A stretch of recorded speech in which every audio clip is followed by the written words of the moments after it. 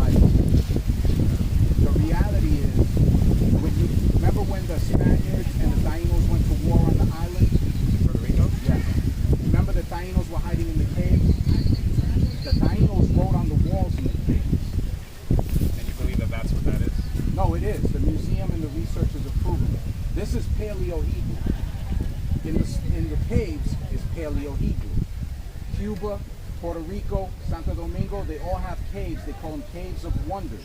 Same writings. That's because they were the same Taínos. You understand? What you have to realize is when Christopher Columbus came to the Caribbean, he came with a Hebrew translator. So he knew who they were.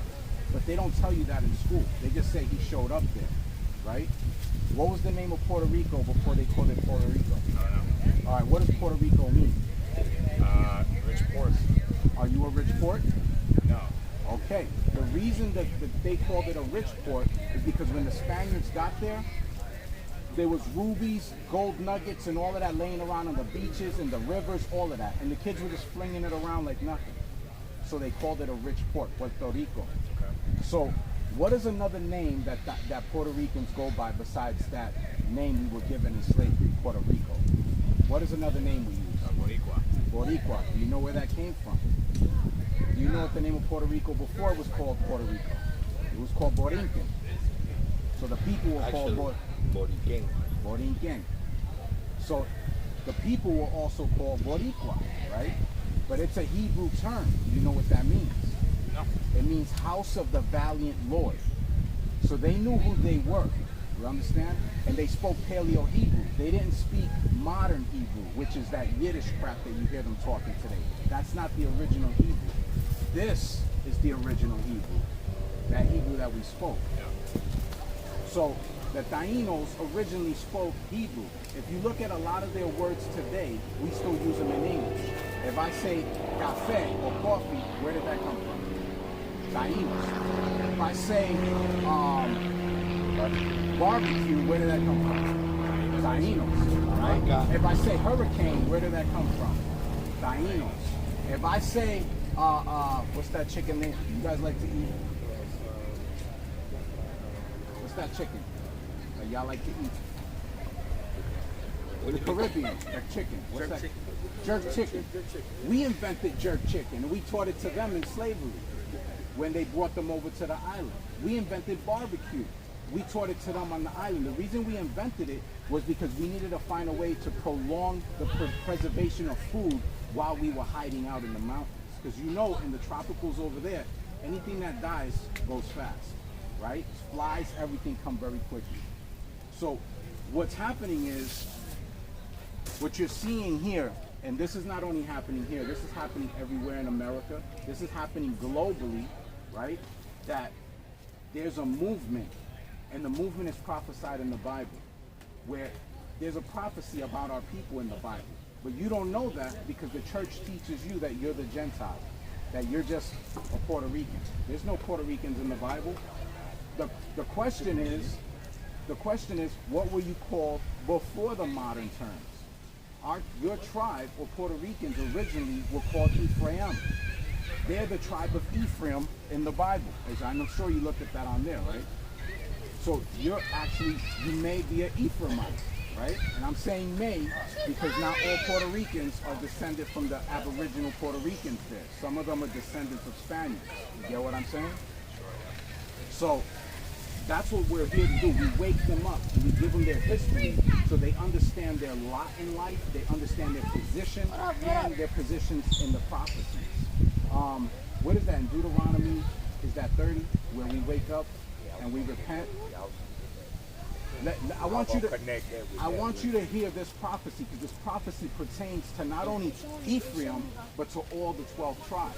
And this prophecy hasn't happened yet. What's going on, young man? So how y'all doing? Listen to this prophecy. You want me to Ezekiel or you Okay. This is the book of Ezekiel, chapter 3 and 4.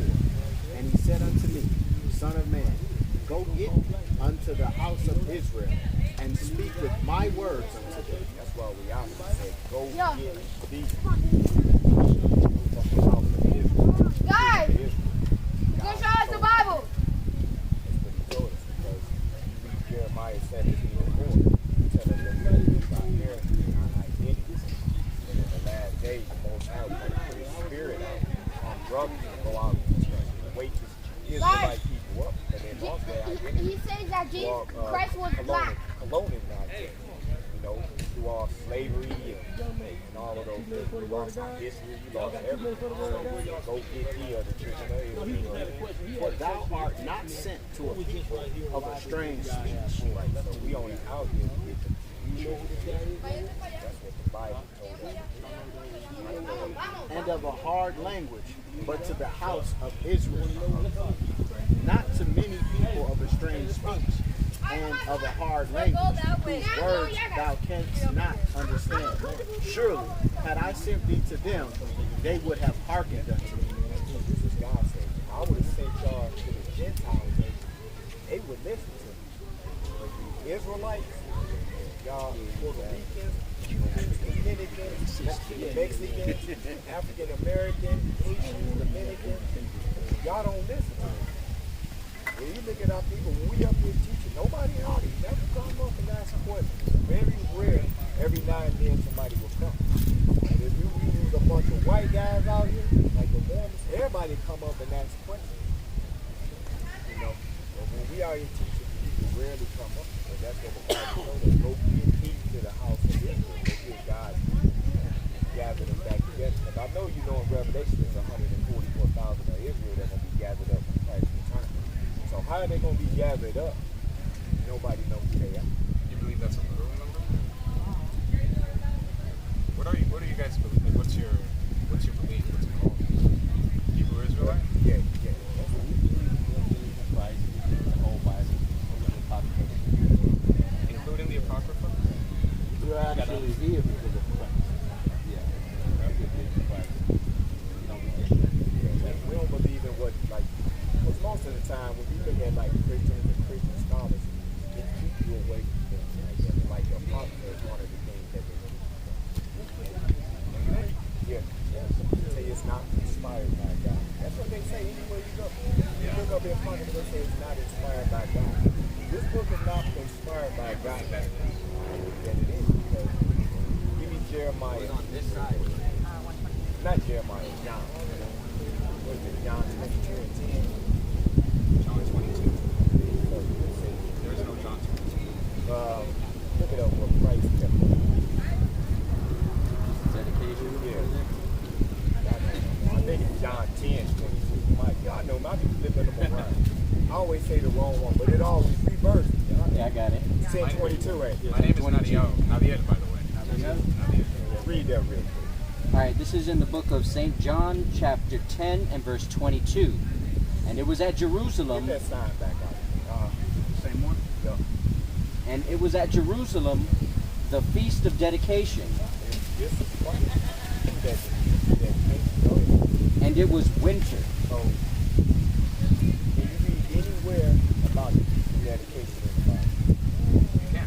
Where? You can read it in the Old Testament law. As well as the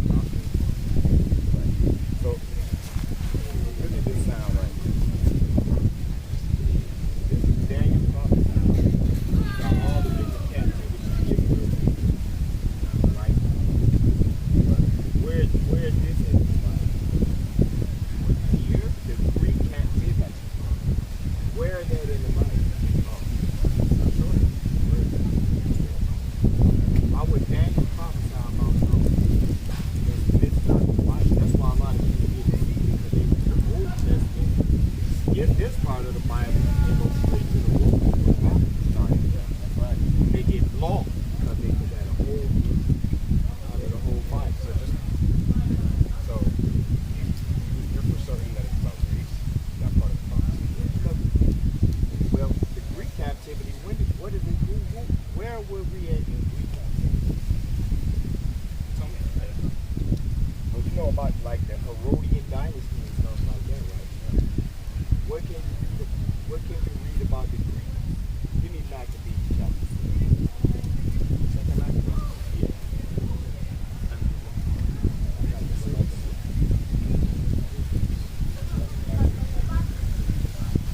Nah. What's that? You know, 6 and 6, neither was it lawful. Yeah, go ahead. And I'm a it's a second what's the guy? Alexander the Greek. Yeah, Well, we follow the Greek. Yeah, the Greek. Okay. Yeah, you can read about that in the Apocrypha. That's a real person. Yeah, I believe so. But he's not just mentioned in the Apocrypha, he's history. Right, but we talking about Bible. Yeah. If it's mentioned I believe history, he is prophesied in the right, Bible, though. right, in the Bible. In the book of Daniel. Right, but what if Daniel was in the Apocrypha? When you read the end of Daniel, you get to the end of the chapter, where you get the rest of the history? In the Apocrypha. You said Daniel was Even in the book of Esther, when you read in the book of Esther in the Bible, you get to the end, where do it continue with? In the Apocrypha. Yeah. That's why a lot of added Esther literature. Yeah. That's not included in the 66. right. So read that. This is the book of 2 Maccabees, 6 and 6.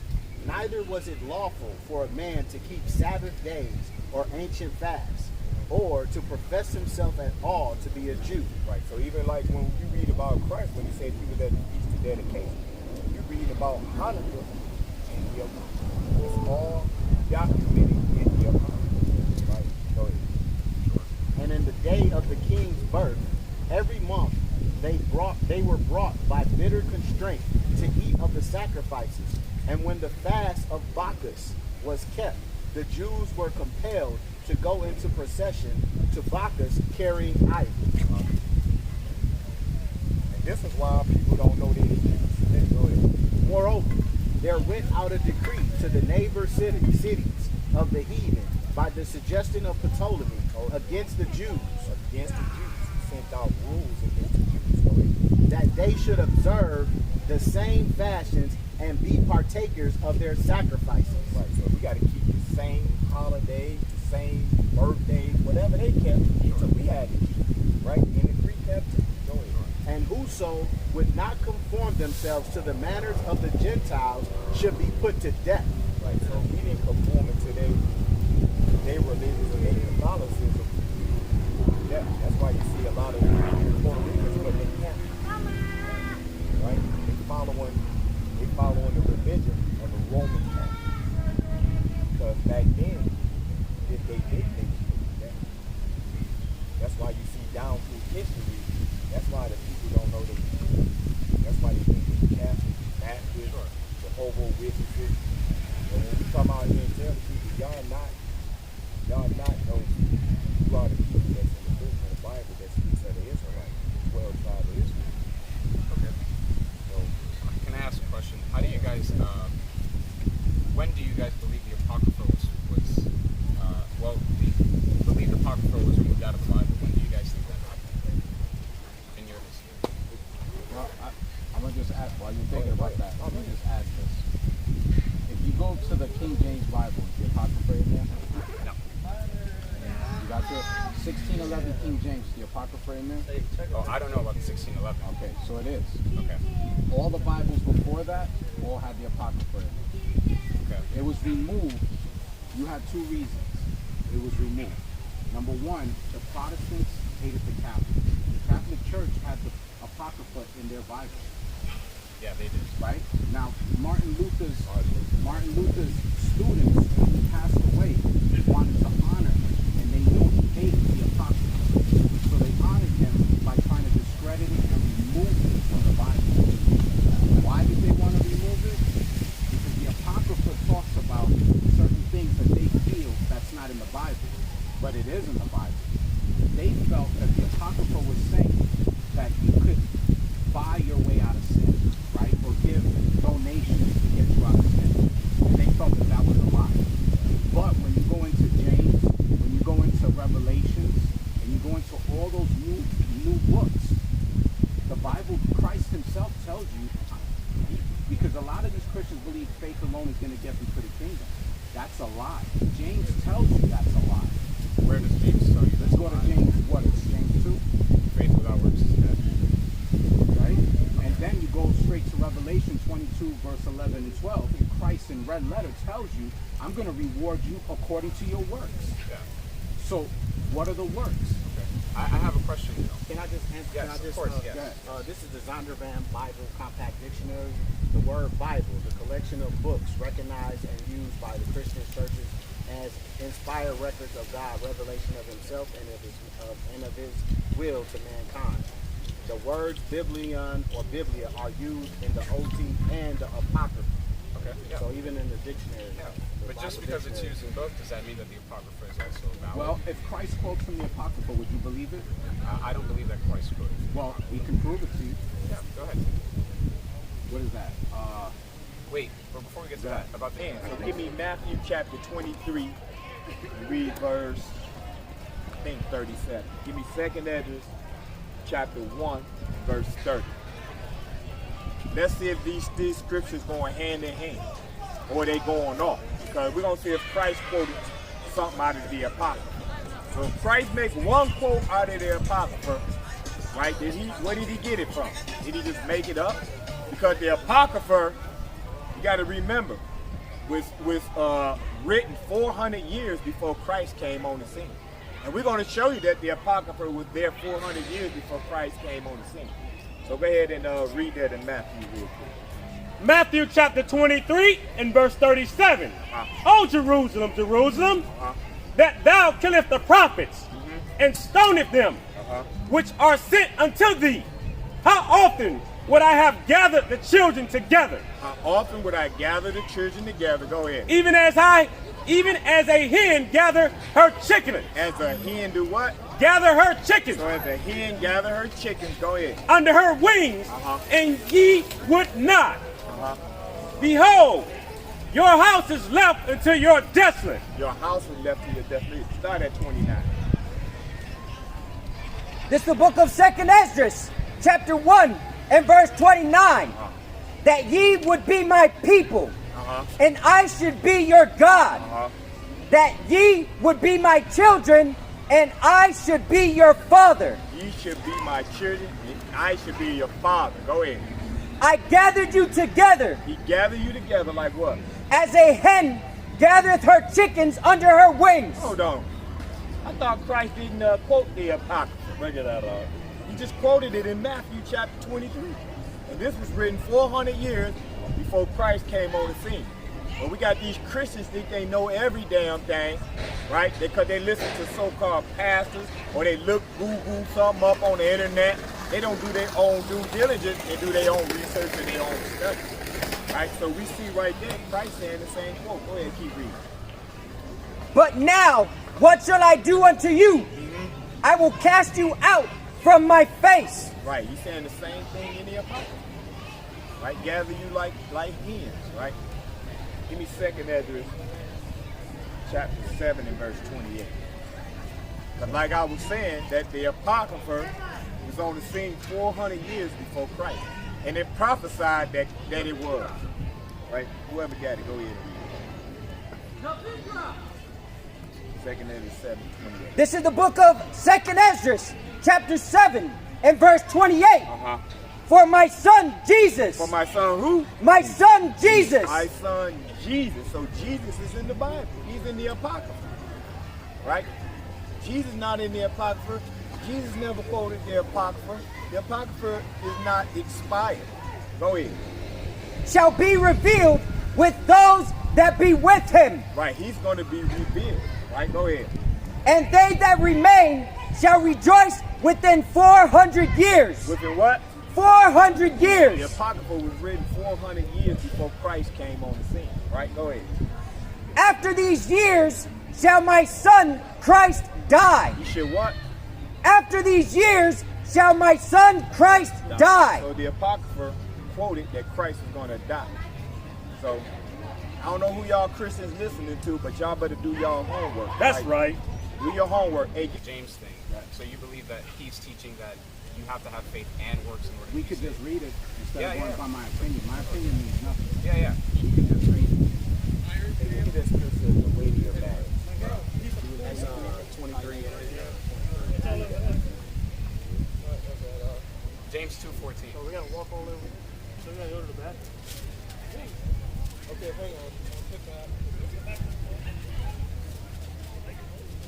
You can give them both of those, but there's one in Matthew that I want. This is Matthew 23 and 23. Woe unto you, scribes and Pharisees. But this is Christ who talks to the scribes and Yeah, Pharisees. this is the word. He's going to tell them like some of the things that they was missing. Go ahead. Yeah. Hypocrites, for ye pay tithe of mint and anise and cumin, That's kind of like the Christian church. They always want tithes and all, but they don't worry about this in the important part of the law. and have omitted the weightier matters of the law. Of the what? Of The law. The what? The law, What's part of the law? judgment, mercy, and faith. And faith. So that's part of the law. These ought ye have done, and not to leave the other undone. Now, if you have a little patience. I mean, we're going to go through two different things. So this is all in the New Testament. We'll do the James, right? And do you know who James is to Christ? His cousin. Or was a brother. It's his little brother. His little brother, yeah. If you're Catholic, you don't believe that. Though. He was unbelieving and then he came to. Just to make a long story short, how can you have faith without the work that comes in? I agree. You can't have one without the other. I agree. Actually. That should be established. Yeah. But I do think that there is a discrepancy teaching in the New Testament as compared to what you're probably teaching right now. Because whenever, you guys said that you believe in the whole New Testament, right? Right. Yeah. So is Paul wrong whenever he says that, like in Romans chapter 3, that all have fallen short of the glory of God? Like, is he wrong in saying that? And then he also teaches, but thanks be to Christ for the grace that he's given us. And then in Ephesians 2, again, where he teaches that it is by grace you have been saved. And it is not by your works. Go to Romans chapter 3. Yeah. Now go to Romans chapter 6 first. I guess what I'm Then go asking... to Romans chapter 3, verse 31. I guess what I'm asking is it two separate teachings that we have there? Not really. Like Yeah, I said, I agree. they It's not. stand in it. You Yeah. gotta have it open. You just can't just take cars. 100%, I agree. This is the book of Romans, chapter 6 from the top. What shall we say then? Shall we continue in sin? What is that sin?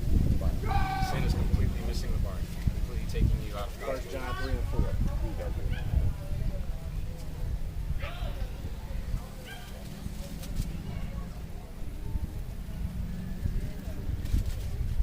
I got that. Go ahead. This is the book of 1 John, chapter 3 and verse 4.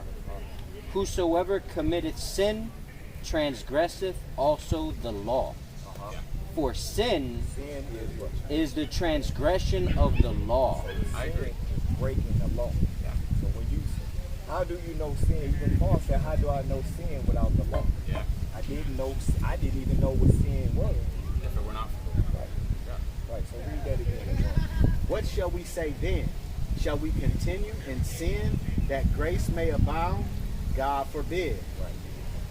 How shall we that are dead to sin live any longer therein? So, great.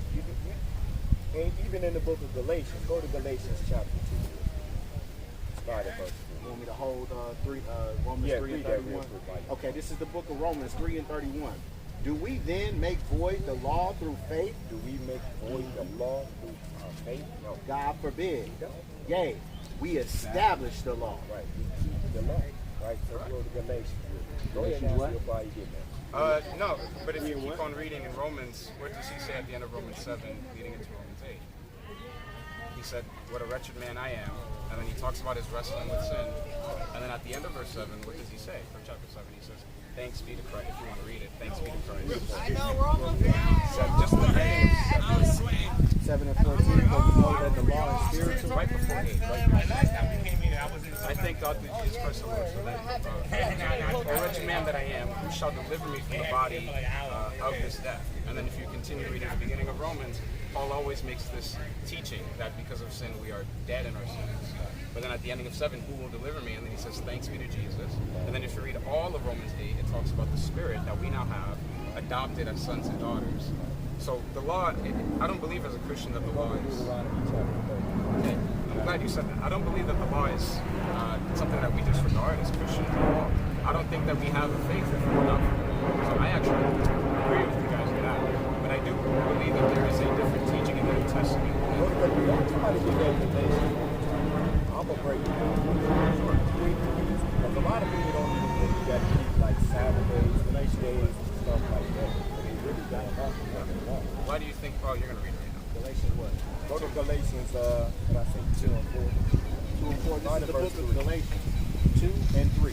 But neither Titus, who was with me, being a Greek, was compelled to be circumcised, and that because of false brethren. So, he's talking about the scribe and Pharisees, right? Because when Christ came and died, they still wanted them to do the law of sacrifice. A lot of those laws of people getting put to death, because back in the law, you had to get put to death. If women were whores, you had to put them to death. Kids was acting bad in the neighborhood, they were stopped. Right? So when Christ died, it took them a while to get the understanding why did Christ die. Because when Christ died, a lot of those laws. So read that again. And that because of the false brethren unawares brought in, who came in privily to spy out our liberty, which we have in Christ Jesus. So now we got that Christ, right? You don't have to go out and stone women or put people in fire from the face, right? That they might bring us into bondage. Bring us what? Into bondage. The bondage of the law. What's the bondage of the law? The bondage of the law. If I committed sin, I'll have to go to the priest. I have to get a lamb or a turtle dog without spot or blemish. I don't have to do that no more because it's not. Right? So that's what it's talking about, right? So go to Deuteronomy chapter 30. Got it. Go ahead. Right verse 1. The book of Deuteronomy chapter 30 and verse 1. And it shall come to pass. So when it says shall come to pass, that means it didn't happen, right? So this means a future prophecy, right? You agree with that, right? I agree, yeah. Okay, go ahead. When all these things are come upon thee, the blessings and the curse. So you know in Deuteronomy chapter 28, it tell you about Israel, blessings and curses, right? Go ahead. Which I have set before thee, and thou shalt call them to mind. So you said we're going to call those things in remembrance. This is the last day. It hasn't happened. Among all the nations. Amongst all the nations. Right, go ahead. Whither the Lord thy God hath driven thee. Right, because the Israelites, you scattered across the four corners of the earth. Right, go ahead. And shall return God, So we returning back to the Lord thy God. Yes, Lord. and shall obey his voice. Obey his what? Obey his voice. You know what the voice of the Lord? Do I know about the voice? Yeah, what's the voice? When he say obey his voice, what does it mean? You tell me. Read verse 12. Verse 8. Yeah, verse 8. Deuteronomy chapter 30 and verse 8. And thou shalt return and obey the voice of the Lord, and do all his commandments. So what's the voice of the Lord? And do all his commandments. Jump back up. So the voice of the Lord is doing his commandments. Read it again. In verse 2. And thou shalt return unto the Lord thy God, and shalt obey his voice, Keep God's commandments. Go ahead. according to all that I command thee this day. Right, so this is in the future. This is, these shall come to pass. So we have to come back to keep the commandments of the Lord. Go ahead. Thou and thy children. Who? Thou and thy children. Us and our children. Right, go ahead. With all thine heart, and with all thy soul, that then That then, once we keep God's commandments, now this is talking about, in the beginning, he said we were scattered. So he's talking about the nation of Israel. Right? Once we come back as a nation and keep God's commandment, it says, then what's going to happen? that then the Lord thy God will return thy captivity, Uh-huh. and have compassion upon thee, So this is talking about the second return of Christ. Right? Go ahead. and will return and gather thee from all the So this nations, is Christ coming to gather the Israelites from all nations. Go ahead. whither the Lord thy God hath scattered thee. Uh-huh. If any of thine be driven out unto the uttermost parts of heaven, from thence will the Lord thy God gather thee, and from thence will he fetch thee. And the Lord thy God will bring thee into the land which thy fathers possessed. Right, so he's taking the Israelites back to that land, back to the homeland. Go ahead. And thou shalt possess it, and he will do thee good, and multiply thee above thy fathers. And the Lord thy God will circumcise thine heart. You know what that means by circumcised the heart? Go to Jeremiah chapter 31. That's what you call that's theological. Future scripture, you know. End times. Yeah. Read 31. This is the book of Jeremiah, 31 and 31. Behold, the days come, saith the Lord, that I will make a new covenant with the house of Israel and with the house of Judah, not according to the covenant that I made with their fathers. Not according to the covenant that he made with their fathers. No, not that covenant. Right, go ahead. In the day that I took them by the hand to bring them out of the land of Egypt, which my covenant they break, although I was a husband unto them, saith the Lord. Right? But this shall be the covenant that I will make with the house of Israel. So he's still making a covenant with the same. He's not going outside that covenant. Right, go ahead. After those days, said the Lord, I will put my law in their inward parts. That law where? In their inward In parts. their inward heart, circumcised in their heart. That law. Right? Go ahead. And I will write in their hearts, and will be their God, and they shall be my people. Right, that's circumcised. Go ahead, Paul. And the Lord thy God will circumcise thine heart, and the heart of thy seed, to love the Lord thy God with all thine heart and with all thy soul, that thou mayest live. Verse 7. And the Lord thy God will put all these curses. We're going to take curses that the Israelites had on them in Deuteronomy chapter 28. Go ahead. Upon thou enemy. We're going to take them off the Israelites and put them where? Upon thou enemies. Upon the enemies. Go ahead. And on them that hate thee, which prosecute thee. Right. And thou shalt return and obey the voice of the Lord thy God, and do all his commandments which I command thee this day. Right. That's end time prophecy. That's the return of Christ, gathering the Israelites. Right? Bringing them back to the homeland. Because when we get back to Israel in the homeland, we ain't going to need this no more. This right here is going to be where? Right here. Right here. So you believe that that's still to come? I don't, that's what it said. Did Christ make his second return yet? No, Did he gather the Israelites yet? From the four corners of the earth? not necessarily. So but you say this is all still to come. This is all still to come. But read that part where it says that then. Okay. This is not going to happen to when? Deuteronomy chapter 30 in verse 3. That then, After we keep the commandments and come back. Go ahead. let me start at 2. Yeah, start at 2. Verse 2. And and shall return unto the Lord thy God, and shall obey his voice according to all that I command thee this day, thou and thy children, Like, this is the gathering of the Israelites, right? with all Bringing thy us heart. back to our heritage, bringing us back to our nationality, right? Bringing us back to who we are, right? Right, go ahead. Thou and thy children with all thine heart and with all thy soul. Verse 3, that then That then this is going to happen. That then once you do that, this is going to take place. Do what? Sorry. Verse 2, and shall return unto the Lord thou God, and shall obey his voice according to all that I command thee So we this day. read what the voice was. Talking about the commandments of the Lord. Right, go ahead. The voice according to thou all that I command thee this day, that thou and thy children with all thine heart and with all thy soul, that then And then, the Lord thy God will return thy captivity. right, that haven't happened. So you believe that that still has to happen? Like once we gather the 12 tribes of Israel, And then you think that that's a literal 144,000? right? How many Hebrew Israelites are there in the world? Body millions. Give me Zechariah chapter 13, verse 2. Million? Hallelujah. And who are the 144? Let's show it to you. Give me Revelation chapter 14, verse 1. Read that in Zechariah 13 today, church. And pay attention to this sign right here.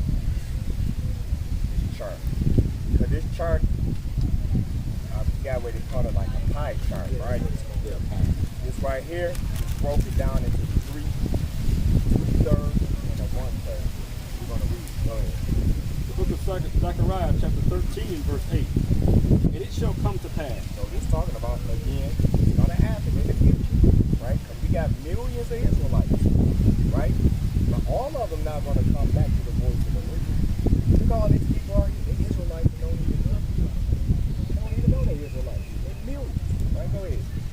And it shall come to pass that in all the land, saith the Lord, All the land, wherever the Israelites are scattered, saith the Lord. Go ahead. 2 parts therein 2 parts of the Israelites, 2/3. Go ahead. shall be cut off and die. Shall be what? Shall be cut off and die. 2/3 of the Israelites going to die.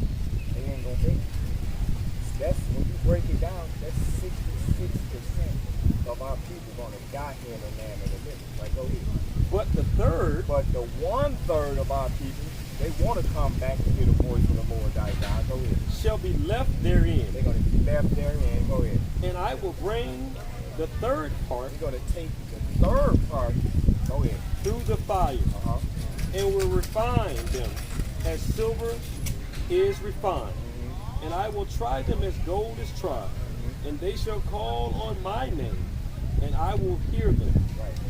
When you got gold and you burn it in the fire, you get right the purity, the pure part of the gold. Right? Go ahead. I will say, it is my people, You're gonna say the 1/3 is my people, and they're gonna say what? and they shall say, the Lord is my God. Right. The Lord is my God. What scripture I have somebody go? Revelation 14 and 1. Yeah, go to Revelation 14. Right, verse 1. Yeah. Revelation chapter 14, verse 1. And I looked, and lo, Somebody give me Revelation. Go to 11. 11 and 1. Read that. Keep reading that. Oh. And I looked, and lo, a lamb stood on the Mount Zion, and with This him, is Christ standing on the Mount Zion. All right, go ahead. and with him, 144,000. 1/3 of Israel. But we're going to see who they are, though. I'm sorry, but you say millions, and then a third of it is 144,000? No. I'm going to show you. okay. I'm going to show you. 'Cause remember, it said in Deuteronomy chapter 30, it says, thou and thy children got to come back and obey the voice of the Lord, right? But then we're going to see who is these up here standing up there with Christ, 144,000. Go ahead. 12,000 from each tribe. And with him 144,000 having his father's name written in their foreheads. And I heard a voice from heaven, as the voice of many waters, and as the voice of a great thunder. And I heard the voice of harpers harping with their harps. And they sung as it were a new song before the throne, and before the four beasts, and the elders, and no man could learn the song but the 144,000. How many people can learn it? 144,000. Only them can learn it. Go ahead. Which were redeemed from the earth. These are they which are not defiled with women, but they are virgins. These are they which follow the Lamb whithersoever he It goeth. ain't talking about having sex with women. It's talking about philosophies and doctrines. How do you know? Because you go precept upon precept, like I'm doing, to explain what is going in. But how do you get that from that counsel? Read that part. These are they which are not defiled with women. They, What is a virgin in the Bible? Is the Bible is a person not having sex? Because Isaiah, right in the book of Isaiah, he had a son, right? And his wife. Why did they call his wife a virgin? Because the virgin in the Bible don't mean a person not having sex. That's American philosophy. But how do you get that from that? Okay. Right. Read that part again. these are which were not defiled with women. But they Give me are Revelation, I believe it's 22 where it's going to defile. So we always use that defile. I think it's Revelation 21 and 27. And there shall in no wise enter into it anything that defileth. Enter into what? The kingdom of heaven. That haven't been defiled. Go ahead. Neither whatsoever worketh abomination. Things that make an abomination. Men that's poor, that's an abomination. Right? Go ahead. Or maketh a lie. Making a lie, being liars. Go ahead. But they which are written in the Lamb's book of life. So that's what it's talking about. Go back. Okay, but I don't understand how that has to do with American policy. Well, because America didn't even exist yet. Well, so we know because everything is already written. He said he declared the end in the beginning. Yeah. Okay. So this part of America that we in, he knew that one day the Israelites was going to be in his land. And that's part of the I do have a question though, because contextually speaking, Revelation, he's writing to the 7 churches. Right. About their situation that they're going through under the persecution of Emperor Nero. Right. So why would he talk to them about America if it has nothing to do with them under the persecution of Emperor Nero at that time? Is what I'm asking. Because everything else pertains to them. Everything that John is writing in the book of Revelation, it does pertain to them and their persecution, but nothing about America pertains to them. So why would John take the time to talk about American policy if it has nothing to do for his original audience? So when John is speaking, do he see things in the future? He does see partly, yes, prophetically, 100%. He see wars in there. Yeah. He see Armageddon in there. Yeah. Right. So why wouldn't he see us being in philosophies and doctrines of America? If he said it, I would believe it, but he doesn't. Is what I'm saying. Because that is what you're saying right now. Is your how would the Israelites get defiled if they keep in God's laws? And somehow they go to a land and tell them what we read in Matthew, don't keep these laws no more. And now you have to go ahead. This is the book of Psalms 119 from the top.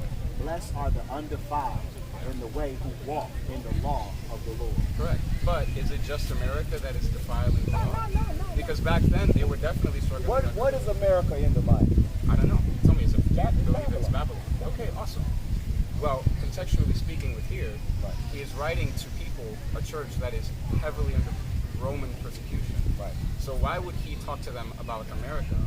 I'm using American for example.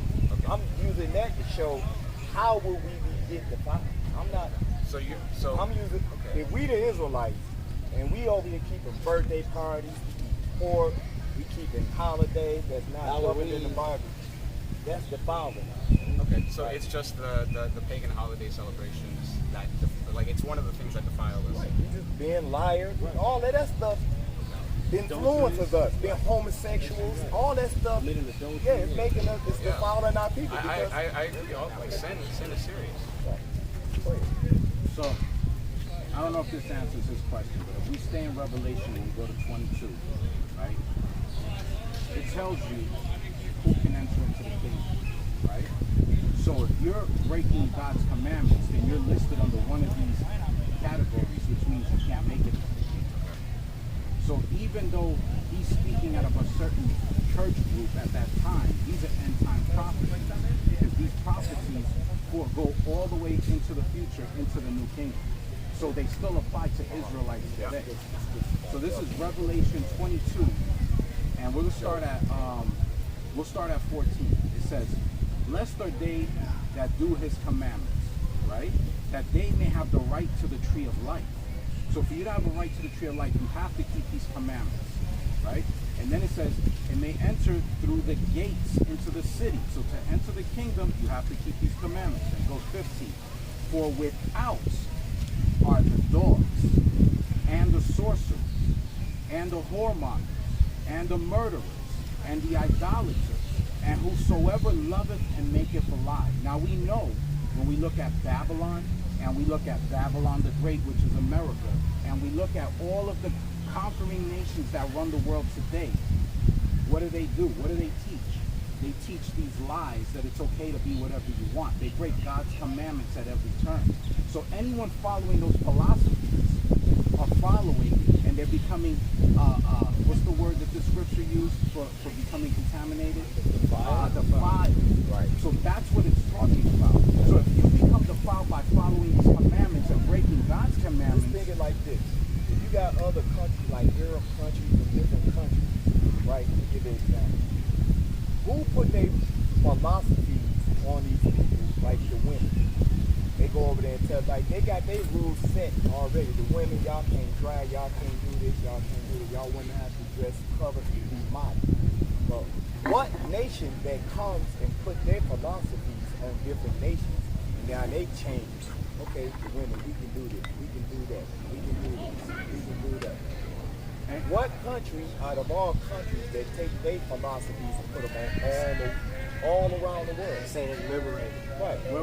To add to that, if you are a nation that said, That's F why you, I'm not going to follow America, for they put an embargo on it, right? What nation does that?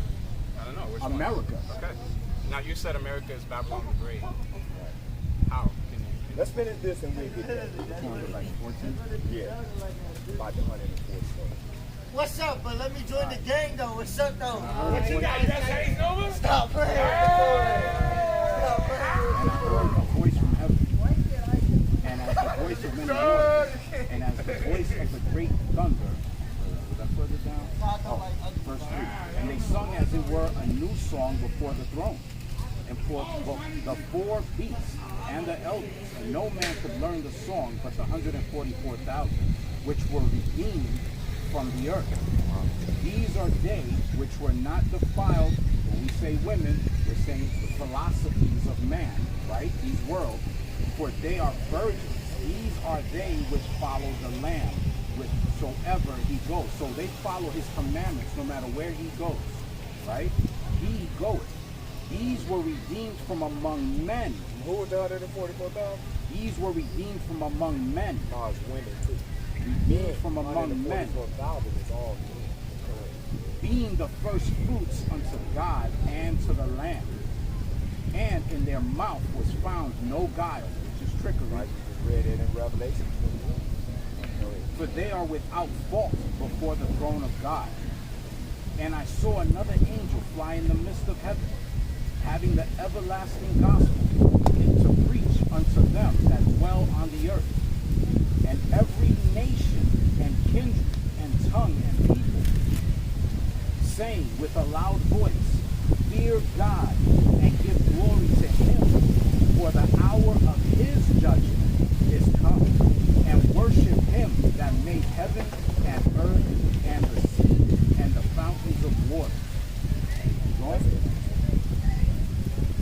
So the 144,000 are the men of the nation of Israel. That's the Hebrews of Israel.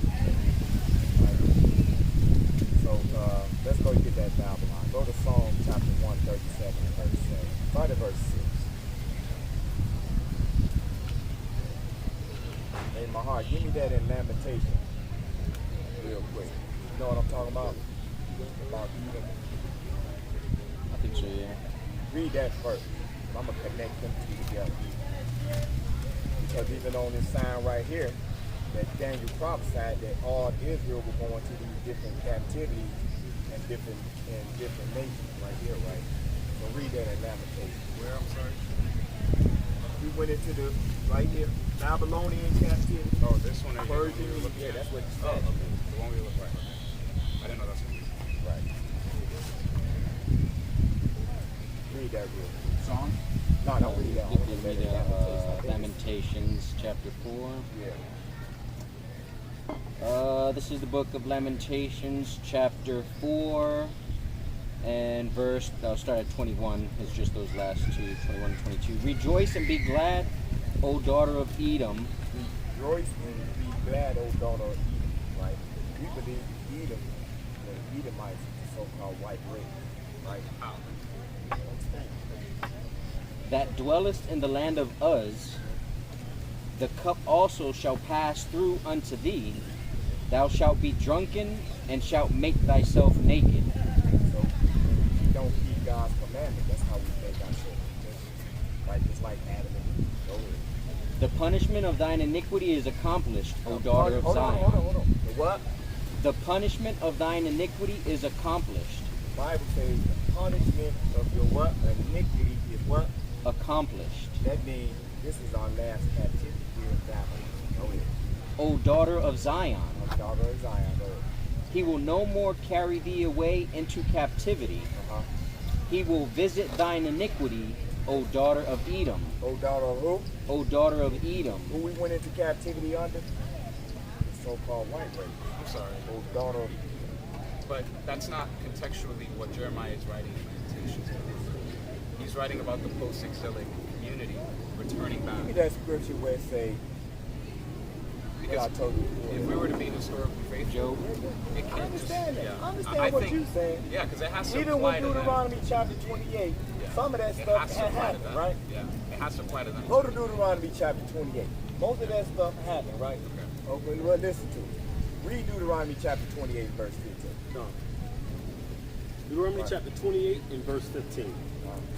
But it shall come to pass, if thou wilt not hearken unto the voice of the Lord thy God, to observe to do all his commandments and his statutes, which I command you this day, that all these curses shall come upon thee and overtake thee.